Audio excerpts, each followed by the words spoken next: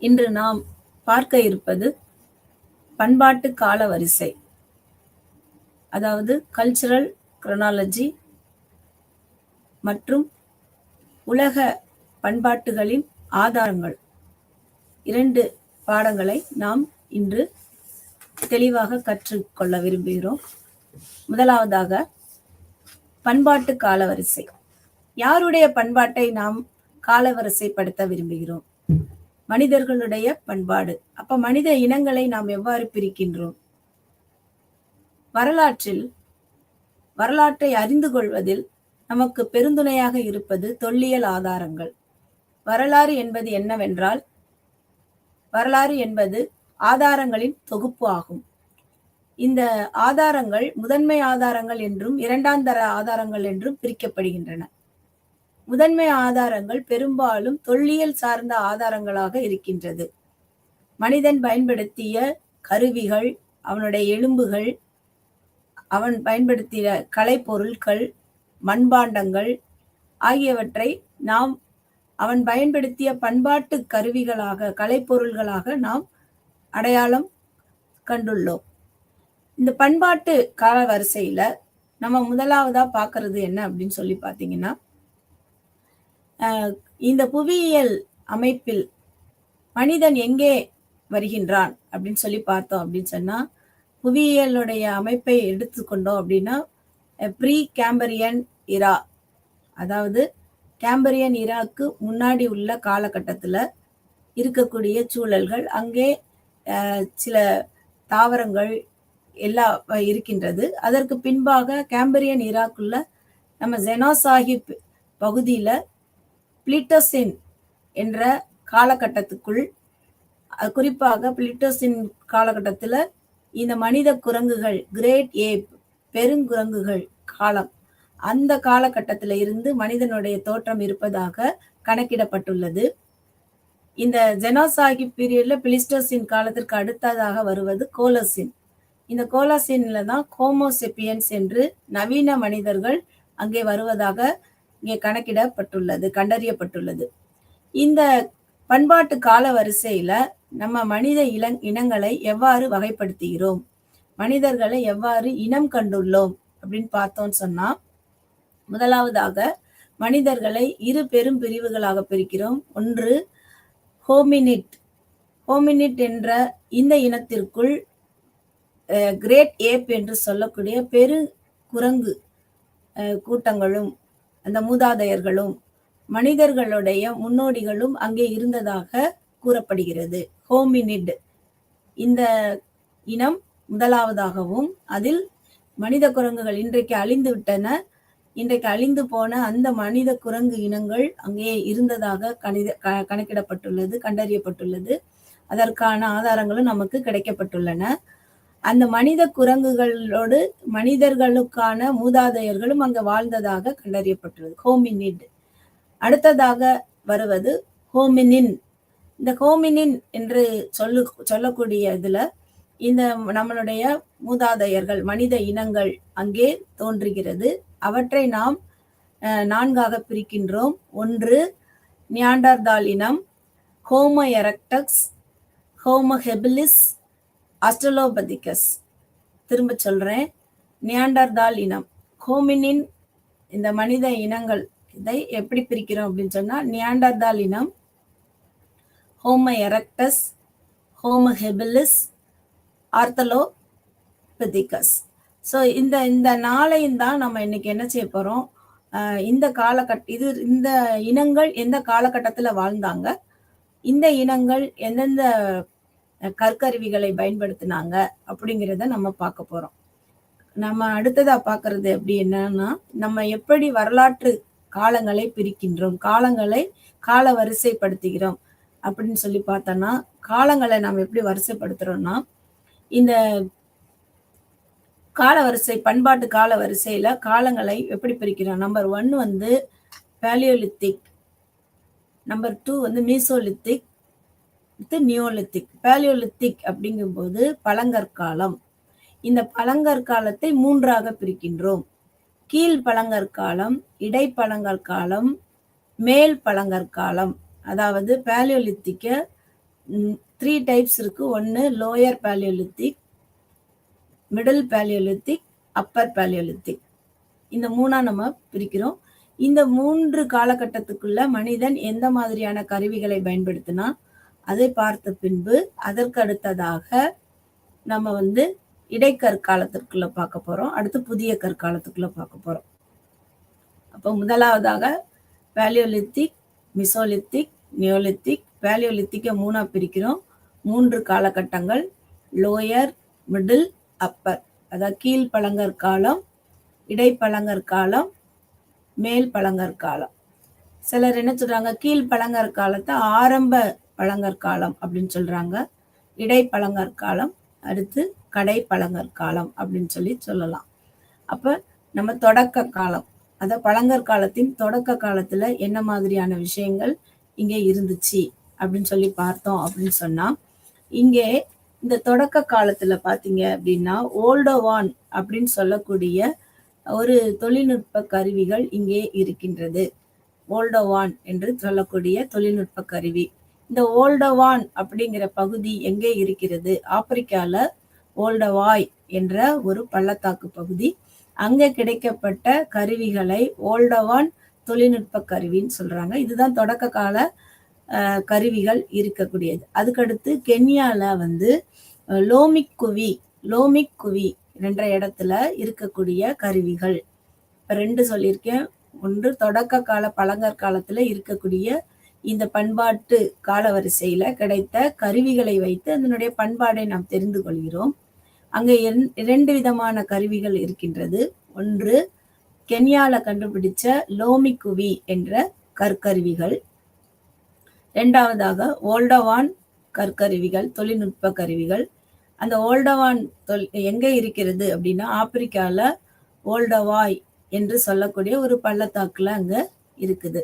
இந்த கருவிகள் எல்லாம் அங்க கண்டறியப்பட்டதுனால அது ஓல்டவான் தொழில்நுட்பமாக கருதப்படுகிறது. இது வந்து தொடக்க கால நம்ம வந்து கற்கருவிகள் அங்கே இருக்கிறதாக நம்ம பார்க்கிறோம். அதற்கு பின்பாக நம்ம பார்க்கிறது இந்த கீழ்பழங்கற்காலம் அப்படின்னு சொல்லி பார்க்கிறோம். இந்த கீழ்பழங்கற்காலத்துல இங்க என்ன இருக்குது, என்ன மாதிரியான கருவிகள் பயன்படுத்தப்படுகிறது அப்படின்னா, முதல்ல நம்ம தெரிஞ்சுக்கிறது கீழ்பழங்கற்காலத்துல மனிதர்கள் கருவிகளை பயன்படுத்தினாங்க. இதுல வந்து நமக்கு ரொம்ப முக்கியமா இந்த மனிதர்களுடைய கால வரிசையில இந்த மனிதர்களை யார் முதலாக கற்கருவிகளை அறிமுகப்படுத்தினா, யார் பயன்படுத்தினா அப்படின்னு சொன்னா இந்த ஹோமோ ஹெபிலிஸ் அப்படிங்கிறவங்க தான் என்ன பண்ணியிருக்கிறாங்க, முதல்ல கற்கருவிகளை பயன்படுத்தியிருக்கிறாங்க. இப்ப நான் வந்து ஒரு 4 மனித இனங்களை சொன்னேன். ஹோமினி அப்படின்னு சொல்லக்கூடிய மனித இனங்களை ஒரு கேட்டகரியா கொண்டு வந்து அதுல நியாண்டர்தால் இனம், ஹோமோ எரெக்டஸ், அடுத்து ஹோமோ ஹெபிலிஸ், அடுத்து ஆஸ்ட்ரலோபிதிகஸ். ஸோ அந்த ஆஸ்ட்ரலோபதிஸ் வந்து இவங்க வந்து கடைசியா வர்றாங்க. இதுல கற்கருவிகள் அப்படின்னு சொல்லி முதலாக அறிமுகப்படுத்தியவர்கள் யார் அப்படின்னா ஹோமோ ஹெபிலிஸ் தான் கற்கருவிகளை அறிமுகப்படுத்துறாங்க. அதற்கு பின்பாக யார் வர்றா அப்படின்னா இந்த ஹோமோசெப்பியன்ஸ் நவீன கால மனிதர்கள் வர்றாங்க. இந்த நவீன கால மனிதர்கள் அதற்கு பின்பாக இந்த ஆர்த்தோலோபடிக்ஸ்லாம் கைக்கோடாரிகளை முதலாக பயன்படுத்துறாங்க. முதல்ல வந்து கற்கருவிகளை அறிமுகப்படுத்தியவர்கள் ஹோமோ ஹெபிலிஸ். கைக்கோடாரிகளை முதலாக பயன்படுத்தியவர்கள் இந்த ஆர்த்தோலோபிதிகன்ஸ். அடுத்ததாக நம்ம பார்க்கறது இந்த ஹோமோசெப்பியன்ஸ். இந்த ஹோமோசெப்பியன்ஸ் தான் நம்மளுடைய மூதாதையர்கள் என்று சொல்லப்படுகிறார்கள், நவீன மனிதர்கள் என்று அழைக்கப்படுகிறார்கள். இந்த ஹோமோசெப்பியன்ஸ் தான் இந்த ஹோலோஜின் காலத்துல வரக்கூடியவர்கள். நல்ல நாகரிக வாழ்க்கைகளை தெரிந்து கொண்ட கூர்மையான அறிவை உடையவர்கள் இந்த ஹோமோசெப்பியன்ஸ். இவர்கள் 3 லட்சம் ஆண்டுகளுக்கு முன்பாக பூமியில் இருந்திருக்க கூடும் என்று கணிக்கப்பட்டுள்ளது. இதற்கு பின்பாகத்தான் நாம வந்து இந்த பண்பாட்டை காலவரிசைப்படுத்துறோம். இந்த மனித இனத்தை வைத்துக்கொண்டும் அவர்கள் பயன்படுத்திய கருவிகளை வைத்துக்கொண்டும் இவர்களுடைய பண்பாட்டை ஒரு காலவரிசைப்படுத்துறோம். எப்படி காலவரிசைப்படுத்துறோம் அப்படின்னா பழங்கற்காலம், இடைக்கற்காலம், புதிய கற்காலம், செம்பு காலம், இரும்பு காலம், பெருங்கற்காலம் என்று இவற்றை நாம் வகைப்படுத்துறோம். தமிழ்நாட்டுல எடுத்துக்கிட்டீங்க, எல்லாருக்கும் தெரிஞ்ச ஒரு விஷயம் என்ன அப்படின்னா சங்க காலம். அப்ப சங்க காலத்துக்கு முந்தைய காலம் எது அப்படின்னா பெருங்கற்காலம். இப்ப சங்க காலத்துக்கு முந்தைய காலம் பெருங்கற்காலம். அங்கே வந்து தமிழகத்துல பெருங்கற்காலம் மிகச் சிறப்பாக நிறைய, அதாவது அநேக ஈம சின்னங்கள் நமக்கு கிடைத்திருக்கிறது. பெருங்கற்காலத்தினுடைய அடையாளமே என்ன அப்படின்னா ஈம சின்னங்கள், கல்லறைகள். மனிதன் ஒரு புதைக்கும் பழக்கத்தை எப்படி எகிப்தியர்கள் வந்து பிரமிடுகளை கட்டினார்களோ அதே போன்று நம்மளுக்கும் ஒரு மத நம்பிக்கை இருந்திருக்கு நம்ம மக்களிடத்துல. இந்த மனிதர்கள் புதைக்கக்கூடிய ஒரு பாங்கினை, அதாவது மனிதன் இறந்த பின்பு ஒரு வாழ்க்கை உண்டு என்பதை இந்த மனிதர்கள் நம்பினாங்க. அந்த வாழ்க்கையில அவர்கள் உபயோகித்த பொருட்கள் பயன்பட வேண்டும் என்பதற்காக இந்த பெருங்கற்காலத்துல ஈம சின்னங்கள் வந்து அவர்களோடு வைக்கப்பட்டன. அவர்கள் உபயோகித்த பொருட்கள் அவர்களோட புதைக்கப்பட்டன. அப்ப இந்த கற்கால மனிதர்கள் எகிப்தியர்களை போன்ற ஒரு அதாவது ஒரு தத்துவத்தை, மத தத்துவத்தை அடிப்படையாக கொண்டு அவர்கள் ஒரு ஒரு நினைவு சின்னங்களை நமக்கு விட்டு சென்றிருக்கிறார்கள். சரி, இந்த மாதிரியான பண்பாட்டை நாம் வந்து அடிப்படையாக கொண்டுதான் இதை காலவரிசைப்படுத்துகிறோம். முதலாவதான் நம்ம பார்க்கறது பழங்கற்காலம். அதாவது தொடக்க காலத்துல என்ன மாதிரியான கருவிகள் இருந்தன, அதை யாரு பயன்படுத்தினா அப்படின்னு சொல்லும் போதுதான் நான் ஒண்ணு சொன்னேன். என்னதுன்னா, இந்த ஹோமோ ஹெபிலிஸ் அப்படின்றவங்க தான் முதலாக கருவிகளை பயன்படுத்த ஆரம்பிச்சாங்க.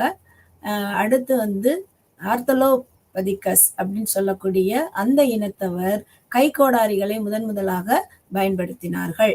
இந்த தொடக்க காலத்துல என்ன மாதிரியான தொழில்நுட்பம் இருந்தது, அதுதான் ஓல்டவான் என்று சொல்லக்கூடிய ஒரு தொழில்நுட்பம். அது எங்கே இருக்கிறது? ஆப்பிரிக்கால ஓல்டவா என்ற இடத்தில் உள்ள கற்கருவிகளை வைத்து இந்த தொழில்நுட்பம் அங்கே இருக்கிறது என்று கணக்கிடப்பட்டு இந்த ஓல்டவான் தொழில்நுட்பம் அங்கே அறிமுகப்படுத்தப்பட்டுள்ளது என்று கணக்கிடப்படுகிறது. அதற்கு முன்பாக கென்யால வந்து லோமிக்குவி அப்படின்ற இடம், அந்த இடத்துல வந்து நமக்கு மனிதர்கள் பயன்படுத்திய கற்கருவிகள் நமக்கு கிடைக்கப்பட்டுள்ளன. இதை வைத்துக்கொண்டு தொடக்க கால பழங்கற்காலத்தை நாம் அடையாளம் கண்டுகொள்ளலாம். அதற்கு பின்பாக நாம் பார்க்கிறது இந்த கீழ் பழங்கற்காலம், அதாவது ஆரம்ப பழங்கற்காலம். அதுல மனிதன் எந்த மாதிரியான கருவிகளை பயன்படுத்தினான் அப்படின்னு சொன்னா, இங்கே மனிதன் கரடு முரடான கருவிகளை பயன்படுத்தினான். இதற்கு வடிவம் என்று கிடையாது. இவைகள் எப்படி இருந்ததுன்னா பைஃபேஸ் என்று சொல்லக்கூடிய இருமுகத்தை உடைய கருவிகள், இரு பக்கமும் கூர்மையானதாக, அதாவது இருபுறமும் பயன்படுத்தக்கூடிய ஒரு வகையான கருவி, அதான் பைஃபேஸ், இரு புறமும் பயன்படுத்தக்கூடிய இருபுற கருவி அப்படின்னு சொல்றாங்க. அடுத்து சிமெட்ரி அப்படின்னு சொல்லக்கூடிய ஒரு கருவி. இது என்ன அப்படின்னு சொன்னா, இதற்குன்னு வந்து என்னது வடிவம், இது வந்து அதாவது சம வடிவத்துல இருக்கும். அதுக்குன்னு ஸ்பெஷலா எதுவும் ஒரு வடிவம் கிடையாது. ஸோ அதனால சம வடிவத்துல இருக்கக்கூடியது ஒண்ணு பைஃபேஸ் கருவி, இன்னொன்னு சிமெட்ரி. இந்த ரெண்டும் தான் நமக்கு வந்து முக்கியமான கருவிகளாக இந்த பழங்கற்காலத்துல இருக்கப்படுது. இந்த கருவிகளை எல்லாத்தையும் யார் பயன்படுத்துறா? இங்க இருக்கக்கூடிய ஆட்கள் யார் அப்படின்னு சொன்னா, இருபுறமும் செதுக்கப்பட்ட இந்த கருவிகளை பயன்படுத்தியவர்கள் முதலாக யார் அப்படின்னா இந்த ஹோமோ ஹெபிலியஸ். இந்த ஹோமோ ஹெபிலியஸ் தான் இந்த பழங்கற்காலத்திற்குள்ள வருகிறார்கள். அப்புறம் எரக்டஸும் இந்த காலகட்டத்திற்குள்ள வர்றாங்க. இந்த ரெண்டு பேரும் இந்த காலகட்டத்திற்குள்ள வர்றாங்க. கீழ் காலகட்டத்துக்குள்ள இரண்டு இனங்கள் வருகின்றார்கள். ஒன்று ஹோமோ ஹெபிலியஸ், இன்னொன்னு ஹோமோ எரக்டஸ். இந்த இரண்டு பேரும் இந்த கீழ் பழங்கற்காலத்துல வர்றாங்க. இவர்கள் பயன்படுத்திய கருவிகள் எப்படிப்பட்டவை? கரடு முரடானவை. இவற்றிற்கு ஒரு வடிவம், தெளிவான வடிவம் இல்லை. வளவளப்பாகவும் இருக்காது, பளபளப்பாகவும் இருக்காது, அழகு உள்ளதாகவும் இருக்காது. அப்ப இந்த கருவிகள் எப்படி இருந்தன, எவ்வாறு அழைக்கப்பட்டன அப்படின்னு சொல்லி பார்த்தீங்க அப்படின்னா, இந்த கருவிகள் எங்கே இருக்கிறது அப்படின்னு சொல்லி பார்த்தாலும் இந்தியாவுல இந்த கருவிகள் சென்னைக்கு அருகில கிடைக்கப்படுது. இந்த கீழ் பழங்கால கருவிகள் இந்தியாவுல எங்க கிடைக்குதுன்னா, சென்னைக்கு அருகிலும், கர்நாடகால இசாம்பூர்லயும், மத்திய பிரதேசத்துல பிம்பேத்காலையும் கிடைக்குது. 3 இடம் இந்தியாவுல பழங்கற்கால, அதாவது கீழ் பழங்கற்கால கருவிகள் எங்கே கிடைக்கிறது இந்தியாவுல? சென்னைக்கு அருகிலும், கர்நாடகால இசாம்பூர்லயும், அடுத்து வந்து மத்திய பிரதேசத்துல பிம்பேத்காவிலையும் இந்த கீழ் பழங்கற்கால கருவிகள் கிடைக்கிறது. சரி, இந்த கருவிகளை 3ஆக பிரிக்கிறோம். ஒன்று மூலக்கற்கள், அதாவது மூலக்கற்கள், கருக்கள், செதில்கள் அப்படின்னு பிரிக்கிறாங்க. இந்த மூலக்கற்கள் என்றால் என்ன? இந்த மூலக்கற்கள் என்பது அதாவது கோர் டூல்ஸ் அப்படின்னு சொல்றாங்க, கோர் ஸ்டோன் டூல்ஸ் அப்படின்றாங்க. இந்த கோர் ஸ்டோன் டூல்ஸ் தான் என்ன பண்றாங்கன்னா, கற்கருவிகள் தயாரிப்பதற்காக பயன்படுத்தக்கூடிய கல். அந்த கல்லை தான் நம்ம என்னன்னு சொல்றோம்? மூலக்கற்கள் அப்படின்னு சொல்லி சொல்றோம். அதுதான் கோர் டூல்ஸ். இப்போ நம்பர் 1 வந்து மூலக்கற்கள். இந்த மூலக்கற்கள்னா என்ன அப்படின்னா, கற்கருவிகள் தயாரிப்பதற்கு பயன்படுத்தக்கூடிய பாறை கல். பாறையிலிருந்து வெட்டி எடுக்கப்பட்ட ஒரு கல் தான் இந்த கோர் டூல். இந்த கோர் டூல்ல இருந்து தான் எதை வெட்டி எடுக்கிறாங்க அப்படின்னு சொன்னா, இந்த கருக்கல் என்று சொல்லக்கூடிய பிளேக் டூல் வந்து பிளேக்ஸ் வந்து வெட்டுறாங்க. அந்த பிளேக்ஸ் எப்படிப்பட்டது அப்படின்னா, முதன்மை பாலம் சொல்றாங்க. அந்த நம்ம மூலக்கல்லுல இருந்து வெட்டி எடுக்கப்பட்ட முதன்மை பாலமா வெட்டுறோம்னு சொல்லலையா, அதே மாதிரி இந்த ஒரு பெரிய கல்லுல இருந்து ஒரு பகுதியை வெட்டி எடுக்கிறாங்க. அதுதான் நமக்கு என்ன அப்படின்னா கருக்கல். இந்த கருக்கல்லுக்கு நல்ல ஒரு வடிவம் கொடுத்து அதை வந்து என்ன செய்யறாங்க, எதை வைத்து அதை வடிவம் கொடுக்குறாங்க? சுத்தியல் கல் அப்படின்னு சொல்றாங்க. ஒரு சுத்தியல் போன்ற ஒரு கல்லை வைத்து அதற்கு ஒரு வடிவம் கொடுத்து அதை வந்து செதில்களாக மாற்றுகிறாங்க. சின்ன சின்னதா அது உதிருது இல்லைங்களா? ஸோ அது செதில்களாக மாற்றி அதை வந்து என்ன செய்யறாங்க, கருவிகளாக பயன்படுத்துறாங்க.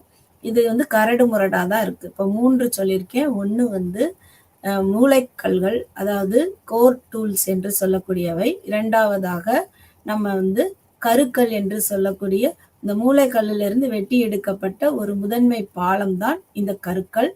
இதிலிருந்து வெட்டி எடுக்கப்படுறது தான் இந்த செதில்கள் என்று சொல்லக்கூடியவை. இவைகளை வைத்துதான் செதில் கருவிகள் என்று சொல்றோம். அப்ப இந்த கற்செதில்கள் அப்படின்றாங்க வெட்டும் கருவிகள். இது ரொம்ப முக்கியமானது. இந்த பழங்கற்கால காலத்துல மனிதர்கள் பயன்படுத்திய கருவிகள் என்ன அப்படின்னா செதில்கள், அப்படி இல்லாட்டி இன்னொரு பேர் என்னன்னா வெட்டும் கருவிகள். இவை எதற்காக பயன்படுத்தப்பட்டன அப்படின்னா, அவங்க உணவுகளுக்காக, உணவை வெட்டுவதற்காகவும், துண்டு போடுவதற்காகவும், உணவை கீறுவதற்காகவும் இவைகள் பயன்படுத்தப்பட்டன. இந்த 3 கருவிகள், 1 மூலக்கற்கள், 2வது கருக்கல், 3வது செதில்கள்.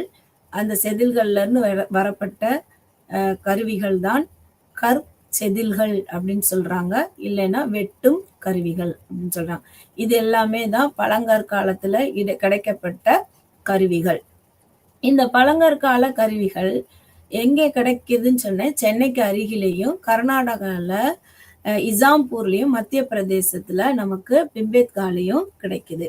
சரி, அடுத்தது பாக்குறோம் அப்படின்னு சொன்னா, இடைப்பழங்கற்காலத்துல என்ன இருக்கு அப்படின்னா, கிட்டத்தட்ட 3,98,000 ஆண்டுகளுக்கு முன்பு இருந்ததுதான் இந்த இடைப்பழங்கற்காலம். சோ இந்த ஏஜ் என்னன்னு சொல்றீங்க? லித்திக் டெக்னாலஜினே சொல்றாங்க, கல் தொழில்நுட்பம்னே சொல்றாங்க. இங்க வந்து பழங்கற்காலத்தை விட இங்கே இருக்கக்கூடிய கருவிகள் கொஞ்சம் அழகு பெற்று காணப்படுது. சோ இவர்களுக்கு என்ன தெரியுது அப்படின்னா, கருவிகளை இன்னும் கூர்மைப்படுத்துவதற்கான தொழில்நுட்பம் இவர்கள் அறிந்திருந்தார்கள். அதனால இங்க வந்து இந்த கல் தொழில்நுட்பம் மிகச் சிறப்பாக இருந்தது. இங்க கத்திகள் பயன்படுத்தப்பட்டன, பிளேடு என்று சொல்லக்கூடிய கருவிகள் இங்கே பயன்படுத்தப்பட்டன. அதாவது அங்க வந்து அதாவது கோர் டூலும் நமக்கு வந்து பிளேக் டூல்ஸும் தான் பயன்படுத்தப்பட்டது.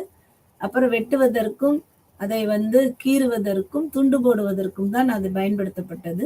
இந்த கருவிகள் இங்கே பழங்கற்காலத்துல இவைகள் வேட்டையாடுவதற்கு பயன்படுத்தப்படுகிறது. அப்ப இங்க கூர்மையானதா இருக்கு. அழகாக இத வடிவமைப்பு செய்துள்ளனர். அப்ப இதுல டிசைன் எல்லாம் பார்க்கும்போது இவர்களுடைய பண்பாடு கொஞ்சம் ஒரு நாகரிகம், இந்த கருவிகளை வைத்துக்கொண்டு இவர்களுடைய நாகரிகம், பண்பாடு கொஞ்சம் சற்று ஒரு உயர்ந்து காணப்படுவதாக இங்கே தெரிகிறது. அதாவது இந்த கருவிகள் எல்லாம் எதற்கு அப்படின்னா கூர்முனை கருவிகள். இந்த கருவிகள் டெக்னாலஜிஸ் அப்படின்னா நம்ம பழங்கற்காலத்துல அதாவது நம்ம பார்க்குறோம் இல்லையா? அத கீழ்ப்பழங்கற்காலத்துல என்ன மாதிரியான கைக்கோடாரிகள் புகழ்பெற்று காணப்பட்டதுன்னா, அச்சூலியன் கைக்கோடாரிகள். அதாவது பிரான்ஸ்ல செயின்ட் அச்சூல்ன்ற பகுதியில கிடைக்கப்பட்ட கைக்கோடாரிகளுக்கு பேரு அச்சூலியன் கைக்கோடாரிகள். இது கீழ்ப்பழங்கற்காலத்துல புகழ்பெற்ற ஒரு கருவியாக கருதப்படுகிறது. இந்த அச்சூலியன் கைக்கோடாரிகள் தான் நமக்கு சென்னையில அத்திரம்பாக்கத்துல கிடைச்சிருக்கு. அதே மாதிரி கர்நாடகால இசாம்பூர்ல கிடைச்சிருக்கு. மத்திய பிரதேசத்துல பிம்பேத்கால கிடைச்சிருக்கு இந்த அச்சூலியன் கைக்கோடாரிகள். ஸோ அதற்கு அடுத்ததாக நம்ம பார்க்குற இந்த இடைப்பழங்கற்காலத்துல என்ன மாதிரியான கருவி அப்படின்னா லவ்லாய்சியன் என்று சொல்லக்கூடிய ஒரு கருவிகள். இந்த லவ்லாய்ஸ் அப்படின்றது பிரான்ஸ்ல இருக்கக்கூடிய ஒரு இடம். லவ்லாய்ஸ் அப்படின்ற இடத்துல இருந்ததுனால இந்த கருவியை வந்து இதை கண்டறிந்தவர் வந்து இதற்கு இந்த மாதிரி ஒரு பெயரை வைத்துள்ளார், லவ்லாய்சியன் டெக்னாலஜி. இந்த லவ்லாய்சியன் டெக்னாலஜி வந்து இது எப்படிப்பட்டதாக இருக்கிறது? இது கூர்மையான கருவிகளாக இருக்கிறது. கொஞ்சம் வடிவம் உள்ள கருவிகளாக இருக்கு. இங்க வந்து பாத்தீங்க அப்படின்னா முக்கோண வடிவத்துல இருக்கு. அதாவது நிலாப்பிறை வடிவத்துல இருக்கு. ஸோ அந்த மாதிரி இருக்கிறதுனால வடிவம் தெளிவாக இருக்கிறதுனால இந்த கருவிகள்ல இவர்களுடைய பண்பாடும் கொஞ்சம் வளர்ச்சி பெற்றதாக இங்கே காணப்படுகிறது. அடுத்ததாக பார்க்கறது மேல் பழங்கற்காலம். ஸோ இங்க வந்து என்ன இருக்கு அப்படின்னா கற்கள் வந்து எப்படி இருக்குன்னா நீண்டதா இருக்குது, அகன்றதா இருக்குது. இந்த மேல் பழங்கற்காலத்துல இருக்கக்கூடிய கருவிகள் எல்லாமே ஈட்டிகள், அதாவது குத்து ஈட்டிகளாக இருக்கிறது. அதற்கு மேலாக நம்ம கற்களை மட்டும் இவர்கள் பயன்படுத்தவில்லை, விலங்குகளின் எலும்புகளை இங்கே பயன்படுத்துகிறார்கள். விலங்குகளினுடைய கொம்புகளை இங்கே கருவிகளாக பயன்படுத்துகிறார்கள். திமிங்கலம் போன்ற மீன்களுடைய எலும்புகளை இங்கே கருவிகளாக பயன்படுத்துகிறார்கள். இப்ப ஆக மொத்தம் பாத்தீங்க அப்படின்னு சொன்னா கற்கள் மட்டும் இங்கே வந்து கருவிகளாக இல்லை, அதற்கு மேலாக மனிதன் தன்னுடைய அறிவு திறமையினால என்ன பண்றான், தன்னுடைய அதாவது தான் பயன்படுத்துகின்ற பொருட்களினுடைய உருவத்தை மாற்றுகின்றான். சில அவனுக்கு என்ன பொருள் கிடைக்குதோ எளிமையா அதை வைத்துக்கொண்டு அவன் என்ன செய்யறான், கருவிகளை தயார் செய்கின்றான். அப்ப மேல் பழங்கல் காலத்துல அந்த பழங்கல் காலத்துல என்ன நிகழ்வு ஏற்படுகிறது அப்படின்னா இறந்து போனவர்களுடைய எலும்புகளை வைத்து ஆயுதங்கள் தயாரிக்கிறது. இறந்த விலங்குகள், இறந்த மீன்களுடைய எலும்புகளை வைத்து அவர்கள் ஆயுதங்களை தயாரிக்கிறது. யானை தந்தங்களை வைத்து ஆயுதங்கள் தயாரிக்கிறது, கருவிகளை தயாரிக்கிறது. அடுத்ததாக நம்ம என்ன பார்க்குறோம்னா மீன் கொக்கி, மீன் தூண்டில் முள்ளு, இது எல்லாத்தையும் இவங்க என்ன பண்றாங்க, எலும்புலேயே தயாரிக்கிறாங்க. இந்த கருவிகள் எப்படிப்பட்டதாக இருக்கிறதுனா நுண்ணிய கருவிகளாக இங்கே இருக்கிறது. இந்த கருவிகள் மிகவும் அதாவது குறும் கருவிகள் அப்படின்னு சொல்றாங்க. குறும் கருவிகள்னா இந்த நவீன மனிதன் எப்படி பயன்படுத்துறான் இந்த கருவிகளை அப்படின்னா இந்த கருவிகள் மிக துல்லியமாகவும் அழகாகவும் வளவளப்பாகவும் சிலிக்கா போன்ற கற்களை பயன்படுத்தி பளபளப்புள்ள கற்களை பயன்படுத்தி நுட்பமான முறையில செய்ததுனால இந்த காலகட்டத்து மனிதனுடைய அறிவு நுட்பம், தொழில்நுட்ப முறை ரொம்ப வளர்ச்சி பெற்றதாக, பண்பாட்டில் சற்று ஓங்கி இருக்கக்கூடிய ஒரு பாங்கு இங்கே தெரிகிறது. மனிதர்களை எடுத்துக்கொண்டோம் அப்படின்னு சொன்னோம்னா நம்ம ஏற்கனவே பார்த்தோம் எத்தனை இனங்கள்னு. அப்ப ஹோமினிட் அப்படின்னு சொன்னேன், ஹோமினி அப்படின்னு சொன்னேன். அப்ப இந்த ஹோமினிக்கு என்ன வித்தியாசம்? ஹோமினிட்ல வந்து மனித குரங்குகளோட ஆதிக்கம் அதிகமா இருந்தது. குரங்குகள் மனிதரை போல இருக்கக்கூடிய ஒரு காலகட்டம். அடுத்து இந்த ஹோமினில என்ன வந்தது அப்படின்னு சொன்னா, மனிதர்கள் 2 கால்களாக நிமிர்ந்து நடக்கக்கூடிய ஒரு பாங்கு. அது ஒரு வளர்ச்சி, பண்பாட்டு வளர்ச்சி. அவர்கள் உடல் ரீதியாக ஒரு சில மாற்றங்கள் ஏற்படுகிறது. அவர்களுடைய மூளையின் அளவு வந்து பெரியதாக இருக்கிறது. அவர்கள் வந்து எப்படிப்பட்டவர்களாக இருக்கிறார்கள்? தகவல் பரிமாற்றம் செய்வதில் திறமை வாய்ந்தவர்களாக இருக்கிறார்கள். இப்படி இந்த மனிதர்கள் தகவல் பரிமாற்றம், மொழி தெரியாவிட்டாலும் ஓசைகள் வாயிலாக தகவல்களை பரிமாறுவதில் இவர்கள் கைதேர்ந்தவர்களாக இருக்கிறார்கள். இந்த காலகட்டத்துல தான் இந்த மனிதர்கள் வேட்டையாடுவதற்கு சில கருவிகளை பயன்படுத்துறாங்க. இந்த கருவிகளை பயன்படுத்துவதை வைத்துக்கொண்டு நம்ம அதை வந்து காலவரிசைப்படுத்துறோம். இந்த கருவிகள் தான் முதல்ல நான் சொன்ன மாதிரி கீழ்பழங்கற்காலம். அங்கே இருக்கக்கூடியவர்கள் யார் அப்படின்னா ஹோமோ ஹெபிலிஸும் ஹோமோ எரக்டஸும். அடுத்து இடைப்பழங்கற்காலத்துல இருக்கிறவங்க ஹோமோ எரக்டஸ் தான். அடுத்தது பார்த்தீங்கன்னா நியாண்டர்தால் மனிதர்கள் எங்கே வருகிறார்கள் அப்படின்னா நம்ம வந்து இந்த மேல் பழங்கற்காலம் என்று சொல்லக்கூடிய காலகட்டத்துல வர்றாங்க. அங்கே அவர்கள் இன்னும் அதிக நுட்பமுள்ள ஒரு நுட்ப அறிவை பயன்படுத்தி கொண்டு பண்பாட்டை இன்னும் சரியாக செம்மைப்படுத்துகிறார்கள். அவர்களுடைய காலத்துல பயன்படுத்துகின்ற கருவிகள் எப்படி இருக்கிறது? அழகாக இருக்குது, வளவளப்பா இருக்குது, சிலிக்கா போன்ற பொருட்களை வைத்து தயாரிக்கிறாங்க, மிகச் சிறியதாக இருக்கிறது. அதற்கு பின்பாக நம்ம பார்க்குறோம் அப்படின்னா இவர்களுடைய அந்த கருவிகள் எப்படிப்பட்டதாக இருக்கிறது அப்படின்னா கூர்மையுடையதாக, ஈட்டியாக, இருபுறமும், அதாவது ஸ்கிராப்பர் என்று சொல்லக்கூடிய அந்த ஸ்கிராப்பர்ஸ் எல்லாம் வந்து எங்க அதிகமா பயன்படுத்துறாங்க அப்படின்னா இந்த மேல் பழங்கற்காலத்துல வந்து பயன்படுத்துறாங்க. ஸோ அந்த இதெல்லாத்தையும் வந்து பார்க்கும் பொழுது இவர்களுடைய பண்பாடு நாளுக்கு நாள் வளர்ச்சி பெற்றதாக இங்கே கருதப்படுகிறது. அதுக்கு அடுத்ததா நம்ம பார்க்கறது என்ன அப்படின்னா இடைக்கற்காலம். இந்த இடைக்கற்காலத்தை நம்ம என்னன்னு சொல்றோம்னா, அதாவது முதல்ல பார்த்தது வந்து இடைப்பழங்கற்காலம், இப்ப பார்க்கறது இடைக்கற்காலம். நம்ம வந்து குழப்பிடக்கூடாது. பழங்கற்காலத்தை 3ஆ பிரிக்கிறோம். அதுல கீழ், இடை, மேல் அப்படின்னு பிரிக்கிறோம். அப்ப அதுலதான் 3ஐயும் நான் சொல்லிட்டேன். இப்ப பார்க்கறது என்ன அப்படின்னா இந்த இடைக்கற்காலம். இடைக்கற்காலம் வந்து எப்படிப்பட்ட காலமா இருக்குன்னா பழங்கற்காலத்திற்கும் புதிய கற்காலத்திற்கும் இடையில் உள்ள காலகட்டம் தான் இந்த இடைக்கற்காலம். இங்கேயும் மைக்ரோலித்திக்ஸ் என்று சொல்லக்கூடிய நுண்கருவிகள் இங்கே அளவுக்கு அதிகமாக பயன்பாட்டுக்கு பயன்படுத்து. ஏன்னா நம்ம மேல் பழங்கற்காலத்திலேயே அவங்க கருவிகள் சிறியதாகவும் நுட்பமானதாகவும் தயாரிக்க ஆரம்பிச்சுட்டாங்க. அதற்கு தொடர்ந்து வருகின்ற இடைக்கற்காலத்துல பெரும்பாலான கருவிகள் எப்படிப்பட்டவையா இருக்குன்னா மைக்ரோலித்திக்ஸ் என்று சொல்லக்கூடிய நுண்கருவிகளாக இங்கே இருக்கிறது. அதாவது பனி காலத்திற்கு பின்னாடி புவி வந்து வெப்பமடையுது. இந்த வெப்பமடைகிற காலத்துல மனிதர்கள் எங்கெல்லாம் போறாங்க அப்படின்னு சொன்னா ஆப்பிரிக்கால இருந்து ஐரோப்பா, ஐரோப்பால இருந்து ஆசியாவுக்கு இடம்பெயர்றாங்க. அது மட்டுமல்ல, எங்கெங்கெல்லாம் இடம்பெயர்றாங்க அப்படின்னா காடுகளில் இருக்கிற மனிதர்கள் மலையோரங்களுக்கு செல்றாங்க, கடற்கரை ஓரங்களுக்கு செல்றாங்க, அப்புறம் ஆற்று படுகைகளுக்கு செல்றாங்க, வறண்ட நிலங்களுக்கு செல்றாங்க. ஸோ இது ஒரு நிகழ்வு எங்கே நடக்கிறதுனா இந்த இடைக்கற்காலத்துல நடக்கும். அப்ப ஆப்பிரிக்கால இருக்கக்கூடிய மனிதன் தன்னை ஒரு இடத்திலிருந்து மற்றொரு இடத்திற்கு நகர்த்துறான். அப்ப எங்க இந்த ஓல்டோவான் நம்ம பார்த்தோம், ஆப்பிரிக்கால தான் முதலாக மனிதனுடைய அந்த கற்கருவிகள் கண்டறியப்பட்டது. அதற்கு பின்பாக ஐரோப்பாவுக்கு வருது. பிரான்ஸ்ல நம்ம பார்க்கிறோம் செயின்ட் அச்சுலியன் கருவிகள். அதே அச்சுலியன் கருவிகள் எங்கேயும் கிடைக்கப்படுது, இந்தியாவிலையும் கிடைக்கப்படுது, ஆசியாலையும் கிடைக்கப்படுது. ஸோ மனிதர்கள் என்ன பண்றாங்க, ஆப்பிரிக்கால இருந்து ஐரோப்பா, ஐரோப்பால இருந்து ஆசியா அவர்கள் நகர்ந்து வருகிறார்கள். அப்படி நகர்ந்து வருகின்ற காலகட்டத்துல மனிதன் தன்னுடைய வாழ்க்கையை ஒரு நிலையான வாழ்க்கைக்கு அவன் தன்னை அழைத்து செல்றான்.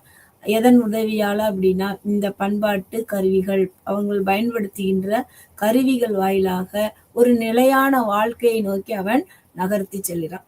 இங்க என்ன நடக்குது அப்படின்னு சொல்லி பார்த்தோன்னா இந்த கருவிகள் எத்தனை சென்டிமீட்டர் இருக்குன்னா 5 சென்டிமீட்டர் தான். 5 சென்டிமீட்டருக்கு அளவிற்கு குறைவான அளவுள்ள கருவிகள் தான் இங்கே இருக்கிறது. இடைக்கற்காலத்துல இருக்கக்கூடிய இந்த மைக்ரோலித்திக் என்று சொல்லக்கூடிய கருவிகள் எத்தனை சென்டிமீட்டர் இருக்கு அப்படின்னு சொல்லி பார்த்தோம்னா வெறும் 5 சென்டிமீட்டர் அளவு தான் இருக்கு. அப்புறம் வந்து பாத்தீங்கன்னா சின்ன சின்ன பொருட்களாக இருக்கிறது, சிறு சிறு பொருட்களாக இருக்கிறது. அப்ப இங்கேதான் கூர்முனைகள், சுரண்டும் கத்திகள் இவைகள் எல்லாம் இங்கே இருக்கிறது. அம்பு முனைகள் இருக்கு. பிறை வடிவ, அதாவது லூனேட் என்று சொல்லக்கூடிய பிறை வடிவ, அடுத்து முக்கோண வடிவ கருவிகள் எல்லாம் இங்கே கிடைக்கப்படுகிறது. இவைகள் எல்லாம் வந்து நல்ல வடிவம் உள்ளவைகளாக இவர்கள் தயாரிக்க ஆரம்பிக்கிறாங்க. மரத்தாலும் எலும்பாலாலும் கைப்பிடிகள் போடப்படுகிறது. இதை வந்து என்ன பண்றாங்க, இதுவரைக்கும் கைப்பிடி இல்லை, இப்ப வந்து புதுசா என்ன செய்யறாங்க அப்படின்னா மரத்தாலும் எலும்பாலும் இவர்கள் கைப்பிடிகள் போடுகிறாங்க. அப்புறம் வந்து பாத்தீங்க அப்படின்னா இந்த இடைக்கற்காலத்திற்கு பின்பாக நம்ம பார்க்கறது புதிய கற்காலம். இந்த புதிய கற்காலத்துல என்ன வேறுபாடு? அப்ப நம்ம நல்லா தெரிஞ்சுக்கிறோம். பழைய கற்காலத்திற்கும் இடைக்கற்காலத்திற்கு என்ன வேறுபாடு? பழைய கற்காலத்தில் கரடு முரடான கருவிகள், அங்கே பயன்படுத்தப்பட்ட பாறை வகைகள் குவார்ட்சைட் ஸ்டோன் தான் அதிகமாக பயன்படுத்தப்பட்டன. இந்த இடைக்கற்காலத்துல என்ன வகையான கருவிகள், என்ன மாதிரி பாறை அப்படின்னா செல்ட் என்று சொல்லக்கூடிய பாறை, பசால்ட் என்று சொல்லக்கூடிய பாறை வகைகள் இங்க அதிகமா பயன்படுத்தப்படுது. அதுக்கடுத்து புதிய கற்காலத்துல இவர்கள் பயன்படுத்துகின்ற கருவிகள் எல்லாமே எப்படி இருக்குன்னா ரொம்ப அழகாகவும் கூர்மையுடையதாகவும் உரிய வடிவமுடையதாகவும் இங்கே இருக்கிறது. இப்ப வந்து இந்த பழங்கற்காலத்துல மனிதனுடைய நோக்கம் என்ன, அவனுடைய பண்பாடு, அவனுடைய தொழில் என்னவாக இருந்தது அப்படின்னா அவன் உணவை தேடி அலைந்தான். உணவை தேடி அலைந்தான். அதற்கு பின்பாக அவன் வந்து ஒரு நாடோடியாக தெரிந்தான். செட்டில்டு லைஃப் கிடையாது. ஆனா இந்த இடைக்கற்காலத்துல பாத்தீங்க அப்படின்னு சொன்னா மனிதன் உணவை தேடி அலைந்த வேட்டையாட ஆரம்பிக்கிறான், மீன் பிடிக்க ஆரம்பிக்கிறான். அதனாலதான் நம்ம மைக்ரோலித்திக் டூல்ஸ் சொல்லக்கூடிய மீன் கொக்கிகள் எல்லாம் நம்ம இங்க பாக்குறோம். ஸோ அதனால இங்க வந்து இவன் வந்து என்ன என்ன நகர்வு ஏற்படுது, காடுகளில் இருந்தவன் மலைப்பகுதிகளில் போறான், வேட்டையாடுறான். அதே மாதிரி கடற்கரை ஓரங்களுக்கு போறான், ஆற்று படுகைகள்ல இருக்கான், வறண்ட நிலத்துல இருக்கான். ஸோ அந்த நிலங்கள்ல என்னென்ன கிடைக்கின்றதோ அதை தனது உணவாக அவன் ஆக்கி கொள்கிறான். இப்ப அதற்கான ஸ்பெஷலா இருக்கக்கூடிய நுட்பமான கருவிகளை அங்கே அவன் தயார் செய்யறான். இதுதான் வந்து இங்க இடைக்கற்காலத்துல இருக்கு. இப்ப புதிய கற்காலத்துல அவனுக்கு என்ன தெரிய ஆரம்பிச்சிருச்சு அப்படின்னு சொல்லி பாத்தீங்கன்னா வேட்டையாடுறதுக்கு அவனுக்கு தெரிஞ்சிருச்சு. ஸ்பெஷலா அவனுக்கு என்ன தெரியுது அப்படின்னா வேட்டையாட தெரிஞ்சிருச்சு. அதுக்கடுத்து வேளாண்மை தெரிஞ்சிருச்சு. நிலையான ஒரு அதாவது உணவை தேடி அலைந்தவன் உணவை தானே தயார் செய்யக்கூடிய ஃபுட் கேதரரா இருந்தவன் ஃபுட் ப்ரொடியூசரா மாறுறான். அதாவது உணவை தயார் செய்ய உற்பத்தி செய்கிற உற்பத்தியாளனாக இங்கே மனிதன் மாறுகின்றான். இந்த பண்பாடு எந்த காலகட்டத்துக்குள்ள வருது அப்படின்னா புதிய கற்காலத்துல வருது. ஸோ இந்த புதிய கற்காலத்துல வேளாண்மை வரும் பொழுது அப்ப நிலத்தை பண்படுத்துவதற்கு கருவிகள் தேவை. நிலத்தை வந்து அவன் கொத்துவதற்காகவும் மண்வெட்டிகள் போன்ற கருவிகள் எல்லாம் இங்கே அவன் தயார் செய்ய ஆரம்பிக்கிறான். ஸோ அப்ப கற்களை கொண்டே கோடாரிகள் செய்தது போல ஏர் போன்ற விஷயங்களையும் கருவிகளையும் இவன் என்ன செய்யறான், தயாரிக்கிறான். அப்ப வேளாண்மை தெரியுது. நிரந்தரமான ஒரு வாழ்க்கைய அவன் ஆற்றங்கரையோரங்கள்ல அமைக்கிறான். அப்ப இந்த நிரந்தரமான வாழ்க்கையை அமைக்கும் பொழுது இவன் வந்து வீடு கட்ட ஆரம்பிக்கிறான். அப்ப களிமண்ணால ஆன வீடுகள், கூரை வீடுகள் இவர்களுடைய காலத்துல கட்டப்படுது. புதிய கற்கால மனிதர்கள் ஒரு நிரந்தர வாழ்க்கையை வாழுகிறார்கள். இவர்களுடைய பண்பாடு மற்ற அந்த இடைக்கற்காலத்தை விட வேறுபட்டு காணப்படுது. பழங்கற்காலத்தை விட முற்றிலும் வேறுபட்டதாக இருக்கிறது. அப்ப வந்து இவர்களுக்கு வேளாண்மை தெரியுது, கால்நடை பராமரிப்பு தெரியுது. இவர்கள் என்ன அதாவது வறண்ட நிலங்கள் சொன்னோம். அப்ப இந்த நம்ம பாக்குறோம் சங்க காலத்துல இருக்கக்கூடிய ஐவகை நிலங்களை மனிதர்கள் வந்து அவர்கள் வந்து பயன்படுத்துகிறார்கள். அவர்கள் அந்த நிலங்களுக்கு ஏற்றாற் போல அவர்களுடைய பண்பாட்டை மாற்றி அமைக்கிறாங்க. அப்ப மலைகள்ல வாழ்றவன் அவனுக்கு தேவையான தேன் எடுத்தல், கிழங்கு எடுத்தல், வேட்டையாடுதல் அவனுடைய பிரதான தொழிலா இருக்கு. கடற்கரை ஓரத்துல வாழக்கூடிய மனிதர்களுக்கு மீன் பிடித்தல் பிரதான தொழிலா இருக்கு. அப்ப வயல்வெளிகள்ல வாழ்றவங்களுக்கு விவசாயம் பிரதான தொழிலா இருக்கு. அப்புறம் காடுகள்ல, அதாவது புல்வெளிகள்ல வாழக்கூடிய மனிதர்களுக்கு அவங்க வந்து மேய்ச்சல்ல ஈடுபடுறாங்க. வறண்ட நிலத்துல பாலைவனத்துல வாழக்கூடியவர்களுக்கு அவர்கள் வந்து அவர்களுடைய தொழில் என்னவா இருக்கு அப்படின்னு சொல்லி பார்க்குறோம். அவர்கள் கொள்ளையடிக்கக்கூடிய ஒரு பங்கு நம்ம பார்க்குறோம். ஸோ இங்கே வந்து நம்ம வேற என்ன ஸ்பெஷலா பார்க்கலாம் அப்படின்னு சொல்லி பார்த்தீங்க அப்படின்னா, இந்த புதிய கற்காலத்துல இந்த மனிதர்கள் பயன்படுத்திய கருவிகள் எப்படிப்பட்டதாக இருந்தது? வளவளப்பா இருந்துச்சு, மெருகூட்டியதாகவும் இருந்தது. நிரந்தர வீடுகள் இங்கே கட்டப்பட்டன. நிரந்தர வீடுகள் கட்டப்பட்டன, ஊர்கள் வந்தன. நிரந்தர வீடுகள் கட்டப்பட்டது, அப்புறம் ஊர்கள் வந்தது. வீடுகள் வந்த உடனே நமக்கு என்ன வந்தது அப்படின்னு சொன்னோம்னா, ஊர்கள் நமக்கு வர ஆரம்பிச்சு. அதனால இந்த புதிய கற்கால மனிதர்கள் என்னென்ன மாதிரியான விஷயங்கள்ல கைத்தேர்ந்தவர்கள், இவர்களுடைய பண்பாடு மிகச் சிறந்ததாக இருந்தது. இந்த காலவரிசையில நம்ம பார்க்கும்போது புதிய கற்கால மனிதன் ஓரளவு பண்பாட்டில் உயர்ந்தவனாக இங்கே காணப்படுகிறான். எதனால் இவர்கள் பண்பாட்டில் உயர்ந்தவர்களாக காணப்படுகிறார்கள்? ஒன்று, அவர்களுக்கு வேளாண்மை தெரிந்தது. இடைக்கற்காலத்திலும் பழங்கற்காலத்திலும் வேளாண்மை தெரியவில்லை. இரண்டாவதாக, இவர்களுக்கு கால்நடை பராமரிப்பு தெரிந்தது. அடுத்ததாக, இவர்கள் ஆடை அணிந்தார்கள். இவர்கள் ஆடை அணிய ஆரம்பிச்சாங்க. இதுதான் நாகரிகத்தினுடைய வளர்ச்சி. அப்ப அவர் ஆடைகளை நெய்ய தெரிந்தது இவர்களுக்கு. அப்புறம் மண் பாண்டங்களை உபயோகித்தார்கள். உணவிற்காக, தண்ணீர் கொண்டுவதற்காக, உணவுகளை சேகரிப்பதற்காக பெரிய பெரிய மண் கலங்களை அவர்கள் பயன்பாட்டிற்காக தயாரிக்க ஆரம்பிச்சாங்க. ஸோ இதெல்லாமே புதிய கற்காலத்துல வருது. அப்ப வேளாண்மை, கால்நடை பராமரிப்பு, மட்பாண்டம் செய்றாங்க, உணவு தயாரிக்கிறாங்க, அதுக்கடுத்து உணவை சமைச்சு சாப்பிட்றாங்க. அடுத்ததாக நம்ம பார்க்கறது என்ன அப்படின்னா, வீடு கட்டுறாங்க. வீடு கட்டுவதன் வாயிலாக எங்க ஒரு சமூகம் உருவாக்கப்படுது, ஒரு ஊர் உருவாகுது, ஒரு கிராமமாக அங்கே அவர்கள் ஒன்று கூடி வாழக்கூடிய ஒரு நாகரிகத்திற்குள் வளர்ச்சி பெறுகிறார்கள். இதுதான் வந்து புதிய கற்காலத்தினுடைய. இப்ப நாம அடுத்து என்ன பார்க்க போறோம் அப்படின்னு சொன்னா, இந்த தொல்பழங்கால தமிழகத்தை கொஞ்சம் பார்க்க போறோம்.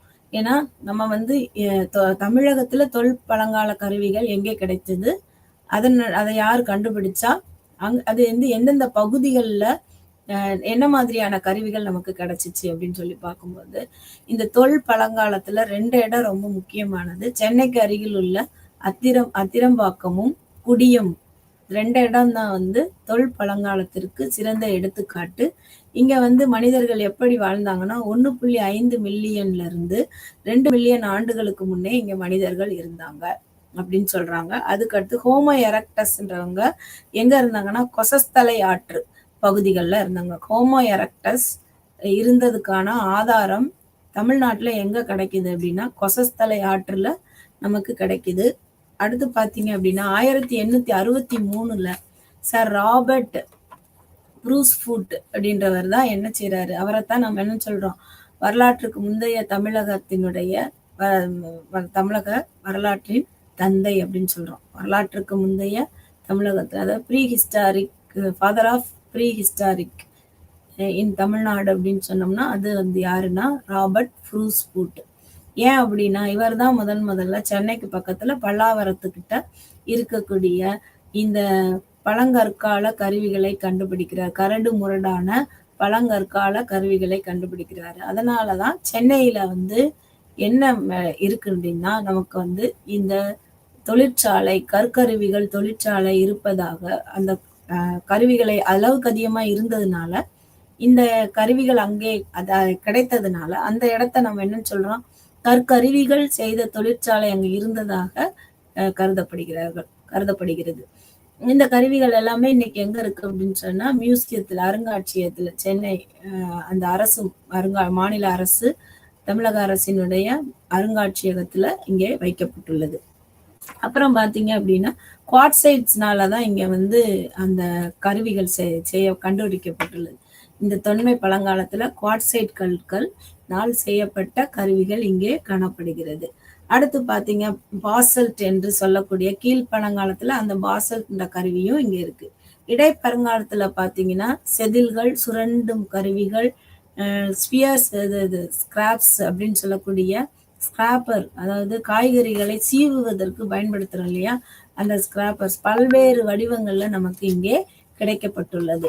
ஸோ அதற்கு பின்பாக இது எங்கெல்லாம் கிடைக்குதுன்னா புதுப்பட்டி, செவரக்கோட்டை, தஞ்சாவூர் போன்ற பகுதிகளெல்லாம் இந்த இந்த அதாவது கற்கருவிகள் நமக்கு கிடைக்கப்பட்டுள்ளது. ராபர்ட் ப்ரூஸ்வுட் கண்டுபிடிச்ச இந்த பழங்கற்கால கருவிகள் கரடு முரடான இருந்தது, குவார்ட்சைட் ஸ்டோனால இருந்தது. இவை அதே போல பையம்பள்ளியில இருக்கக்கூடிய கருவிகளும் இங்கே அதே போல பழங்கற்கால கருவிகளாக நமக்கு கிடைக்கப்பட்டுள்ளது. அடுத்து இடைக்கற்கால தமிழ்நாட்டுல நமக்கு என்ன கிடைக்கல அப்படின்னு சொன்னா, மேல் பழங்கற்கால சான்றுகள் எதுவும் இல்லை. அதாவது கீழ் பழங்கற்கால சான்று இருக்கு, இடை பழங்கற்கால சான்றுகள் கிடைச்சிருக்கு. ஆனா நமக்கு மேல் பழங்கற்கால சான்றுகள் தமிழகத்துல கிடைக்கல. கிடைக்கற்கால தமிழகத்துல உடனே நமக்கு மேல், அதாவது கீழ், இடைக்கற்காலம், அதற்கு பின்பாக நமக்கு தமிழகத்துல கிடைக்கிற கருவி என்ன அப்படின்னா இடைக்கற்கால கருவிகள் தான் நம்ம தமிழகத்துல கிடைக்குது. இந்த கருவிகள் எங்க இருக்குன்னா சென்னை, வடார்காடு, சேலம், தஞ்சாவூர், அப்புறம் மதுரை போன்ற சிவகங்கை, திருநெல்வேலி, கன்னியாகுமரி எல்லா இடத்துலயும் நம்ம இடைக்கற்கால கருவிகள் கிடைக்கின்றன. தூத்துக்குடியில ஒரு முக்கியமான ஒரு இடம் அப்படின்றாங்க. அது என்னன்னா தேரி பகுதி. தேரி பகுதினா என்ன? சிவப்பு மண்ணுனால இருக்கக்கூடிய ஒரு மேட்டு பகுதி தான் இந்த தேரி பகுதி. தூத்துக்குடியில இந்த தேரி பகுதியில இடைக்கற்கால கருவிகள் அளவுக்கு அதிகமா நமக்கு கிடைக்கப்பட்டுள்ளது. அதுக்கடுத்து பாத்தீங்கன்னா பளிங்கு போன்ற கருவிகள், அதுக்கடுத்து செர்ட் என்று சொல்லக்கூடிய கருவிகள். செர்ட் அதாவது இடைக்கற்காலத்துல செர்ட், அங்க குவார்ட்சைட், இங்கேயும் குவார்ட்சைட் பயன்படுத்துறாங்க. செர்ட்டும் குவார்ட்சைட்டும், அங்க பசால்ட்டும் குவார்ட்சைட்டும் பயன்படுத்துறாங்க. அதுக்கு பின்பாக நம்ம புதிய கற்காலம் அப்படின் போது இங்கே செல்ட் என்று சொல்லக்கூடிய கருவிகள் பயன்படுத்துறாங்க. அங்க குவார்ட்சைட், செர்ட், அடுத்து செல்ட். அதான் பழங்கற்காலத்துல குவார்ட்சைட் அதிகமா பயன்படுத்துறாங்க, கரடு முரடாக இருக்கிறது. இடைக்கற்காலத்துல செர்ட் என்ற கருவி, பளிங்கு போன்ற பளபளப்பான கருவிகள் இங்கே கற்கள் பயன்படுத்தப்படுது. அதற்கு பின்பாக வரக்கூடிய புதிய கற்காலத்துல செல்ட் என்று சொல்லக்கூடிய கருவிகள் பயன்படுத்தப்படுது. இது முற்றிலும் நல்ல ஒரு வடிவமைக்கப்பட்ட ஒரு கருவியாக இங்க நமக்கு கிடைக்கிறது. வேலூர்ல பையம்பள்ளியில புதிய கற்காலத்துக்கு எடுத்துக்காட்டு வேலூர்ல பையம்பள்ளி தான் புதிய கற்காலத்திற்கு சிறந்த எடுத்துக்காட்டு. அடுத்து இரும்பு கற்காலம், இரும்பு காலம் அப்படின்னு சொல்லி பாக்குறோம். இதுல நம்ம பாக்குறது புதிய கற்காலத்துக்கு அடுத்து நம்ம பாக்குறது செப்பு காலம். இந்த செப்பு காலத்துல நம்ம இந்தியாவுல ரொம்ப அழகா நம்ம எடுத்து சொல்லணும்னா இந்த சிந்து சமவெளி நாகரிக காலத்தை நம்ம சொல்லலாம். இந்த சிந்து சமவெளி நாகரிக காலத்தை ஏன் சிந்து சமவெளி நாகரிக காலம் அப்படின்னு சொல்றோம் அப்படின்னா, சிந்து ஆற்றங்கரையோரத்துல இருக்கிறதுனால சிந்து சமவெளி காலம், அல்லது ஹரப்பான்னு சொல்றோம். ஹரப்பா நாகரிகம் அப்படின்னா ஏன் ஹரப்பா நாகரிகம்? முதலாக கண்டுபிடிக்கப்பட்ட இடம் ஹரப்பா, அதனாலதான் ஹரப்பா நாகரிகம்னு சொல்றாங்க. இப்ப இந்த செப்பு காலம் இந்த புதிய கற்காலத்திற்கு அடுத்ததாக வருவது. அப்ப புதிய கற்கால மனிதனுக்கும் செப்பு கருவிகள் தெரிஞ்சிருக்கு. அதை ஒட்டி வரக்கூடிய சிந்து சமவெளி நாகரிக காலத்திலையும் செம்பு அதிகமா பயன்படுது. சிந்து சமவெளி மக்களுக்கு எந்த பயன்பாடு தெரியாதுன்னா இரும்பு அவர்களுக்கு பயன்படுத்த தெரியாது. இந்த காலகட்டத்தை கால்காலித்திக்னு சொல்றாங்க. அதாவது கல்லும் பயன்படுத்தி இருக்கிறாங்க, செம்பும் பயன்படுத்த, கற்கருவிகளும் அங்கே உண்டு, செம்பு கருவிகளும் அங்கே உண்டு. அப்ப அதனாலதான் இந்த கால்காலித்திக் பீரியட், செம்பு காலம், காப்பர் ஏஜ் அப்படின்னு சொல்லி இங்க சொல்றாங்க. இந்த சிந்து சமவெளி நாகரிகம், இந்த சிந்து சமவெளி நாகரிகம் எங்கே இருக்கிறது அப்படின்னு சொல்லி பாத்தீங்கன்னா, அதுக்கு எல்லையாக நம்ம எப்படி இருக்கோம் அப்படின்னா, நம்பர் 1 பாகிஸ்தான் ஒரு பார்டர், ஆப்கானிஸ்தான், அதற்கு பின்னாக நமக்கு பஞ்சாப், அடுத்து ராஜஸ்தான் ஒரு பார்டரா இருக்கு. இங்கே மத்திய பிரதேசம் வரைக்கும் இருக்கு அப்படின்றாங்க, மகாராஷ்டிரா வரைக்கும் இருக்கு. அப்போ பாகிஸ்தான், ஆப்கானிஸ்தான், அடுத்து ராஜஸ்தான், இந்த சைடு பாத்தீங்கன்னா மகாராஷ்டிரா வரைக்கும் நமக்கு இந்த சிந்து சமவெளி நாகரிகம் கிடைக்கும். கிட்டத்தட்ட 1.3 மில்லியன் அதாவது அதனோட பரப்பு இருக்கு. அளவுக்கு அதிகமான ஒரு பரந்த இடத்தை கொண்ட ஒரு தொல்லியல் ஆய்வு களம் எது அப்படின்னு சொன்னா இந்த சிந்து சமவெளி நாகரிக தான் நம்ம சொல்லலாம். இந்த சிந்து சமவெளி நாகரிகத்துல என்ன இந்த மனிதர்கள் என்ன பண்பாட்டை வைத்திருந்தார்கள் அப்படின்னு சொல்லி பார்க்கறோம். நம்பர் 1 வந்து சுட்ட செங்கற்களால் அவர்களுக்கு வந்து வீடு கட்ட தெரிஞ்சிச்சு. சுட்ட செங்கற்களால் வீடு கட்ட தெரிஞ்சிச்சு. அது மட்டும் கிடையாது, அடுக்குமாடி வீடுகள், இரட்டை மாடி குடியிருப்புகள் அவர்களுக்கு இருந்தது. வீடுகள்ல சமுதாயத்தினுடைய அந்தஸ்து நிலைக்கு ஏற்ப வீடுகளுடைய குடியிருப்பு அவங்க இருந்துச்சு. தொழிலாளர்களுக்கு என்று தனியாக குவார்ட்டர்ஸ், அவர்களுக்கான குடியிருப்பு வசதிகள் செய்து கொடுத்தாங்க. அப்புறம் வீடுகளில் வந்து கழிவு நீர் கால்வாய் வந்து போவதற்கான வசதிகள், பாதாள சாக்கடை என்று சொல்லக்கூடிய அந்த கழிவு நீர் செல்லக்கூடிய வழிமுறையை அழகாக அங்க கட்டியிருந்தாங்க. நீர் வந்து கசியாத வண்ணம் அழகான செங்கல்களை வைத்து, சுட்ட செங்கல்களை வைத்து அழகாக வீடுகள் ரொம்ப அடுத்தடுத்த இருந்தாலும் காற்றோட்டமாகவும் சுகாதாரம் உள்ளதாகவும் அங்கே இருந்தது. அடுத்ததா நம்ம என்ன பார்க்கிறோம் அப்படின்னா, இந்த சிந்து சமவெளி மக்களுக்கு என்ன தெரிஞ்சிச்சு அப்படின்னா, அளவுக்கு அதிகமான வாணிபம் அவர்கள் பயன்படுத்துறாங்க. லோத்தால் அப்படின்னு சொல்லக்கூடிய பகுதி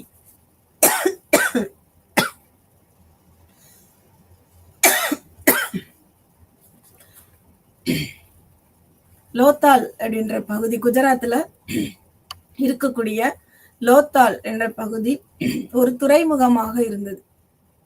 இங்க இருந்து ஈரான், ஈராக் போன்ற பகுதிகளுக்கு பொம்மைகள், இங்க செய்த ஆடை ஆபரணங்கள் எல்லாமே ஏற்றுமதி செய்யப்பட்டது. ஸோ வாணிபம் இங்கே சிறந்து விளங்கியிருக்கு. சிந்து சமவெளி நாகரிக மக்கள் ஒரு நாகரிக வாழ்க்கை வாழ்ந்தார்கள் என்பதற்கு அடையாளம் அவர்கள் கட்டிய வீடுகள், குடியிருப்பு வசதிகள், பெருங்குளம், களஞ்சியங்கள், தானியங்களை சேர்த்து வைக்கக்கூடிய களஞ்சியங்கள், இவைகள் எல்லாமே ஒரு கட்டிடக்கலை அமைப்பு. இதெல்லாமே இவங்களுடைய கட்டிடக்கலை சிறப்புக்கும் அவர்களுடைய நாகரிக வாழ்க்கைக்கும் ஒரு அவங்களோட பண்பாட்டை எடுத்து காட்டக்கூடிய ஒரு பாங்கு, அவர்களுடைய சிறப்பு தன்மையை எடுத்து காட்டுகிறது. இரண்டாவதாக இவர்களுக்கு வாணிபம் தெரிந்தது. இந்த வாணிபத்துல வந்து அவர்கள் வெளிநாடுகளோடு தொடர்பு வைத்திருந்தாங்க. குறிப்பா கடல்வழி மார்க்கமாக அவர்கள் வாணிபம் செய்திருந்தாங்க. லோத்தால் அப்படின்ற பகுதி, லோத்தால் வந்து குஜராத்ல இருக்கு. இங்கே இருக்கக்கூடிய பகுதி ஒரு துறைமுகமாக இருந்தது என்றும், இங்கே இருந்து அநேக பொருட்கள், இந்தியாவிலிருந்து அநேக பொருட்கள் ஈரான், ஈராக் போன்ற மத்திய கிழக்கு நாடுகளுக்கு ஏற்றுமதி செய்யப்பட்டதாகவும் நமக்கு வந்து வரலாற்று ஆதாரங்கள் தெரிவிக்கின்றது. தொல்லியல் ஆதாரங்களும் அதைத்தான் நமக்கு கருதுகின்றன. அதற்கு பின்பு என்ன அங்க ரொம்ப முக்கியமானது அப்படின்னா, இவர்களுக்கு கலை ரொம்ப தெரிஞ்சிருந்திருக்கு. அதாவது சிற்பங்கள் செய்திருக்கிறார்கள். சிற்பங்கள் எப்படிப்பட்ட சிலைகளாக இருந்திருக்கு அப்படின்னு சொன்னோம்னா, செப்பு சிலைகளும் இருந்திருக்கு. செம்பை அதிகமாக பயன்படுத்தினால செப்பு சிலைகள், அதாவது ஒரு நடன மங்கையினுடைய ஒரு சிலை வந்து நமக்கு கிடைச்சிருக்கு. இதை எப்படி இவர்கள் செய்தார்கள் அப்படின்னா, வேக்ஸ், லாஸ்ட் வேக்ஸ்ன்னு சொல்லக்கூடிய மெழுகு போன்ற ஒரு இதுல வந்து அவங்க என்ன பண்றாங்க அப்படின்னா, இந்த செம்பை உருக்கி அதுல வந்து அந்த ஷேப்பை கொண்டு வந்து அதுல அழகா அதை வந்து செய்யறாங்க. ஸோ இந்த தொழில்நுட்பம் இவர்களுக்கு தெரிந்துள்ளது. இந்த டான்சிங் கேர்ள் அப்படின்னு சொல்லக்கூடிய செம்பு சிலை வைத்து, இந்த பிரான்ஸ் ஸ்டாச்சுவை வைத்து நம்ம இவர்களுக்கு செம்புலையும் அழகாக கலை நுட்பங்களை அவர்கள் அறிந்திருக்கிறார்கள். கலையிலையும் சிறந்து விளங்கக்கூடிய ஒரு நாகரிகம் இவர்களுக்கு தெரிந்துள்ளது, பண்பாடு இவர்களுக்கு தெரிந்துள்ளது. அதற்கு பின்பாக பிரீஸ்ட் கிங் என்று சொல்லக்கூடிய ஒரு மத குருவினுடைய உருவச்சிலை கிடைக்கப்பட்டிருக்கு. இது வந்து எதுல இருக்கு அப்படின்னா, ஒரு இந்த சுண்ணாம்பு கல் என்று சொல்லக்கூடிய அதுல வந்து இவங்க வந்து தயாரிக்கிறாங்க. இந்த கல்லுலாம் வந்து என்ன அப்படின்னா, அழகாக அந்த கிங்கோடைய ஹேரு, அவருக்கு இருக்கக்கூடிய அந்த தாடி, இதெல்லாம் ரொம்ப அழகா நுட்பமா அவங்க வந்து மைன்யூட்டா அவரை போட்டிருக்கிற ஆடை ஆபரணங்கள் இவையெல்லாம் அவர்களுடைய நாகரிகத்தினுடைய வளர்ச்சியை காண்பிக்கிறது, பண்பாட்டை காண்பிக்கிறது. இப்ப இந்த டான்சிங் கேர்ள்னு எடுத்துட்டீங்கன்னா, அவங்களோட ஒரு கையில ஃபுல்லா பாத்தீங்க அப்படின்னா இடது கை முழுக்க அவருடைய கையில என்ன இருக்குன்னா வளையல்கள் இருக்கும். தோல் வரைக்கும் அந்த வளையல்கள் இருக்கும். அவர்களுடைய அந்த ஹேர்டு என்று சொல்ல சிகை அலங்காரம் ரொம்ப நேர்த்தியாகவும் இருக்கிறது. அப்ப இவர்கள் எல்லாரும் அந்த விஷயங்கள்ல சிறந்து விளங்கி இருக்கிறாங்க. கண்ணுக்கு மை தீட்டி கொள்ளக்கூடிய ஒரு பாங்கு. செம்பு கம்பிகளை வைத்து கண்ணுக்கு மை தீட்டி கொள்ளக்கூடிய ஒரு வழிமுறைகளை இந்த சிந்து சமவெளியின் பெண்கள் வந்து அறிந்திருந்திருக்கிறாங்க. அது மட்டும் கிடையாது. இந்த சீல்ஸ், இண்டஸ் சீல்ஸ் என்று சொல்லக்கூடிய சிந்து முத்திரைகள், இவைகள் எதற்கு பயன்படுத்தப்பட்டன அப்படின்னா வாணிபத்திற்காக பயன்படுத்தப்பட்டன. நம்மளுடைய சிந்து சமவெளியில உள்ளது மெசபட்டாமியால கிடைச்ச, சுமேரியன்ல கிடைச்சதாகவும், அவர்களுடைய அந்த முத்திரைகள் நம்மளுடைய இடத்துல கிடையாது. அப்ப வாணிபம் வந்து இந்த 2 நாகரிகங்களுக்கு இடையே இருந்ததாக இங்க நம்மளால கண்டறியப்படுகிறது. அதற்கு பின்பாக இந்த முத்திரைகள் எத்தனை இருந்ததுன்னா 3000த்திற்கு மேற்பட்ட முத்திரைகள் நமக்கு கிடைக்கப்பட்டது. இவைகளும் கல்லுல இருந்திருக்கு. அந்த சுண்ணாம்பு கல் என்று சொல்லக்கூடிய மாவு போல இருக்கக்கூடிய அந்த கல்லையும் செஞ்சிருக்கிறாங்க. அதுக்கடுத்து செம்புலையும் செஞ்சிருக்கிறாங்க. அப்புறம் அளவை மெஷர்மெண்ட்டுக்கு, யூனிட்ஸுக்கு அளக்குறதுக்கு இவங்க என்ன பண்ணியிருக்கிறாங்க, எடை போடுவதற்கு தராசுகளை பயன்படுத்தி, அந்த தராசுமே செம்புனால தயாரிக்கிறாங்க. தராசுக்கு எடைக்கற்கள் வந்து எதுல கியூபிக் என்று சொல்லக்கூடிய எடைக்கற்களும் அங்கே பயன்படுத்தப்படுது. இப்ப இவைகள் எல்லாம் எதை காட்டுகிறது, இவர்கள் வந்து ஒரு பொருளை விற்பதற்கு எடை போட்டு சரியான முறையில அவங்க வந்து ஒரு நாகரிக வாழ்க்கையை, ஒரு பண்பாட்டை அவர்கள் நமக்கு ஒரு முன்மாதிரியாக வைத்து சென்றிருக்கிறார்கள் என்பதை இது காட்டுகிறது. அப்புறம் வந்து பாத்தீங்க அப்படின்னா இவங்களுடைய பயன்பாட்டுல அவர்கள் பட்டு ஆடைகளை அணிந்திருக்கிறார்கள் என்பதையும் அங்கு தெரிய வருகிறது. இது ஏற்றுமதி செய்யப்பட்டிருக்கு. பட்டு, தங்க நாணய ஆபரணங்கள், தங்க ஆபரணங்கள் வைத்திருந்திருக்கிறாங்க, அதை அணிந்திருக்கிறாங்க. இவர்களும் மனிதர்களை புதைக்கக்கூடிய ஒரு பாங்கும் இருந்திருக்கு. மனிதர்களை கடவுளுக்கு இரையாக, அதாவது விலங்குகளுக்கு இரையாக அப்படியே விட்டு செல்லக்கூடிய ஒரு பாங்கும் இங்கே இருந்திருக்கு. 2 விதமான ஒரு புதைக்கும் வழக்கம் இங்கே இருந்திருக்கிறது. அடுத்ததாக நம்ம பார்க்கிறோம் அப்படின்னு சொன்னா இரும்பு காலம். இந்த இரும்பு காலத்துல வந்து நம்ம சொல்லக்கூடிய ஒரு முக்கியமான இது என்ன அப்படின்னா, எப்படி இரும்பு காலம் என்பதை நாம் கண்டறிகின்றோம் அப்படின்னா, இந்த பெருங்கற்கால மனிதர்கள் ஒரு புதைக்கும் பழக்கத்தை வைத்திருந்தார்கள். இவர்களுடைய ஈம சின்னங்களில் இரும்பு கருவிகளை அந்த இறந்தவர்களினுடைய உடல் மீது வைத்து புதைக்கக்கூடிய ஒரு பழக்கம் இருந்தது. இதை வைத்து கொண்டு நாம் என்ன செய்யறோம் அப்படின்னா, அவர்களுடைய காலத்துல அளவுக்கு அதிகமா இரும்பு கருவிகள், அதாவது கத்திகள், கூர் வாள்கள், வெட்டு வாள்கள், அருவாள் அப்படின்னு சொல்லக்கூடிய கருவிகள் எல்லாம் இவர்கள் இரும்பினால் பயன்படுத்தி இருக்கிறாங்க. கற்கருவிகளிலிருந்து இரும்பு கருவிகள் இங்கே வருகிறது. இந்த இரும்பு கருவிகளுக்கு பிடியாக எதை பயன்படுத்தி இருக்கிறாங்க அப்படின்னா, மரக்கட்டைகளையும் எலும்புகளையும், மனிதர்கள் இறந்து போன விலங்குகளுடைய எலும்புகளை வந்து பிடியாக பயன்படுத்தி இருக்கிறதை நம்ம இங்க பார்க்கலாம். அதுக்கு பின்பு இந்த பெருங்கற்காலத்துல இருக்கக்கூடிய ஈம கல்லறைகள் அப்படின்னு சொல்றது ஒரு பல வகைப்படுது. அதுதான் வந்து என்ன அப்படின்னு சொல்லி பார்த்தோம் அப்படின்னா,